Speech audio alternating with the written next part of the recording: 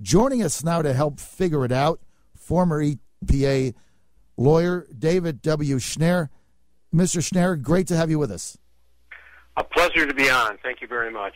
I tell you what, can you help us out? This new potential ozone, I'm calling it an ozone grab. I mean, it makes no sense, but it would devastate Virginia's economy, and prices, simple prices of electricity and everything else would go up. They go skyrocketing. Can you help our audience understand the severity of what is on the table with this, sir? Well, I will, and let me just start by saying that this rule is going to cause more death than it avoids. And let me give you an understanding of that.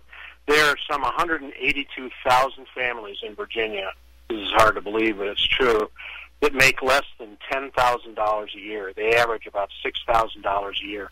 These people can't afford anything. And when the cost of this rule comes in and hits them, what we find is about 30% of them they just go without meals to try to make it by. They don't get medical care. Some 35, 36% of them don't fill prescriptions that they might have had, and about 25% of them just get sick. And it's because the costs of this rule are so massive. And when you take money away from people, they become sick. And according to EPA's own methods, the cost of this rule nationwide will cause about 22,000 to 30,000 premature deaths, while it only avoids 4,000 to 12,000. That means we're going to kill somebody. We're going to kill 5 people to try to save a life. We are talking about costs that are beyond control and for nothing. Here's the real key on this one. Ozone levels have been going down and have gone down by 33% since 1980, while asthma rates have been going up by 12%. Well, if these two were related to each other, we wouldn't, we'd have a real problem here. But they're not. If the health effect, asthma, is getting worse, but the ozone levels are going down, they're not related to each other. And in fact, we know a lot about what causes asthma, and it's not ozone. For the most part, and this is sad, but it's true, our kids are too fat. Our kids don't get enough exercise. We use antibiotics up one side and down the other. We don't feed them the kind of foods that give them what we call a good gut, the right kind of bacteria in your gut.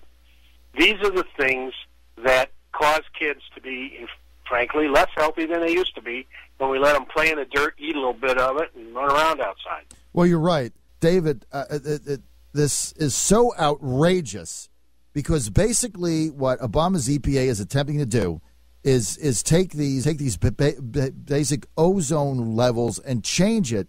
And what that change does is it's going to put a majority of the states, counties, and localities on the red zone, which means they're going to have to spend all this money in order to get out of that, which means basic electric bills are going to go up substantially, and it doesn't do anything to help anything, right? That's the bottom line. That's exactly right. And what is so sad about this is that we know that states have more important things to do with their money, John.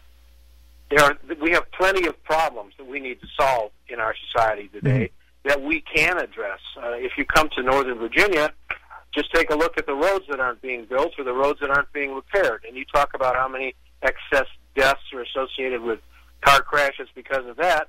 We have things to do. We have people who we want to put to work. Now is not the time to take people and put them on the street. Now is the time to get them jobs. Well, Dr. Schnare, this is just a dangerous EPA crazy rule that will have no positive impact for anything. And basically, again, so my audience understands it, it's to reduce ground level ozone. It's an arbitrary level that doesn't mean anything, but it's going to push the cost of basic power in some of these communities up dramatically. So when you're cooking an egg or heating your home, you're going to be paying higher because of the cost to comply with this crazy regulation. And it's supposed to be helping people, and this is going to devastate low income, bottom of the economic tier, lower middle class. And as you said when we came on, I mean, it could be the difference between turning on the heat, right, and filling your prescription. That's exactly right, John. This is something that basically says from the rich people in Washington, D.C. and EPA who have a fine living, hey, you poor people, we don't care about your quality of life. We're going to take more of it away from you. And the real fact is this is really not about ozone. This is about an EPA that wants to do more to control how states operate, how many cars there'll be on the road, what kind of windmills we're going to have planted throughout the country. This is about an EPA that has turned itself over to the extreme environmental green movement. It has lost its way, and for those of us, I spent 33 years at EPA, it is sad. This is not where this agency began, and it needs to get back to a sensible, reasonable approach. Why has it gone off the rails like this?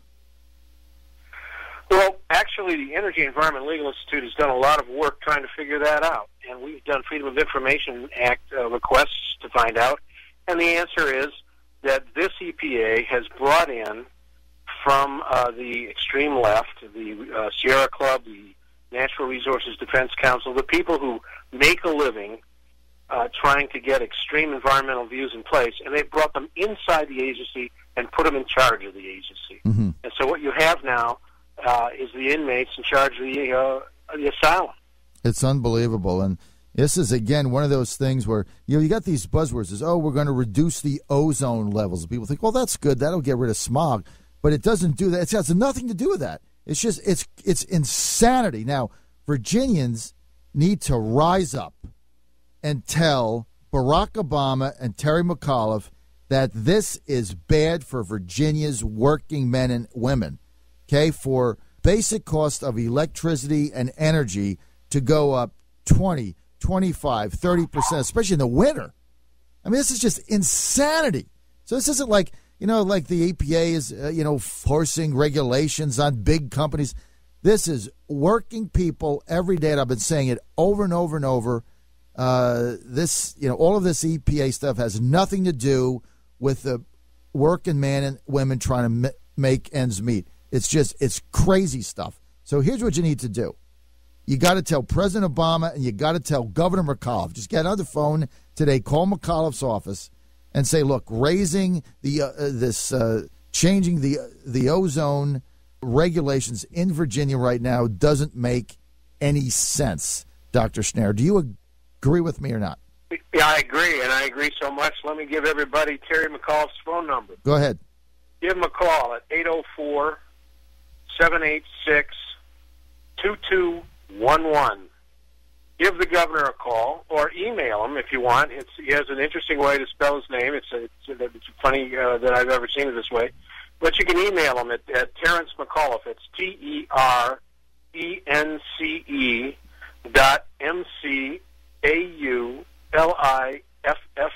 Terrence McAuliffe at governor.virginia.gov. Send him a note and let him know this is not the kind of government we elected.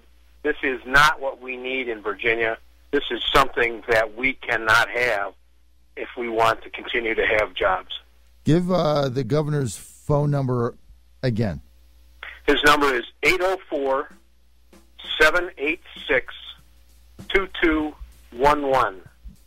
Just pick up the phone, call Governor Terry McAuliffe's office, 804-786-2211, and tell him you are sick and tired of the EPA coming in and disrupting Virginia, and their assault on our ozone levels don't make any sense, and you want it to stop. 804-786-2211. We're out of time. We want to thank Dr. David Schnare for being with us. We're going to keep on this topic.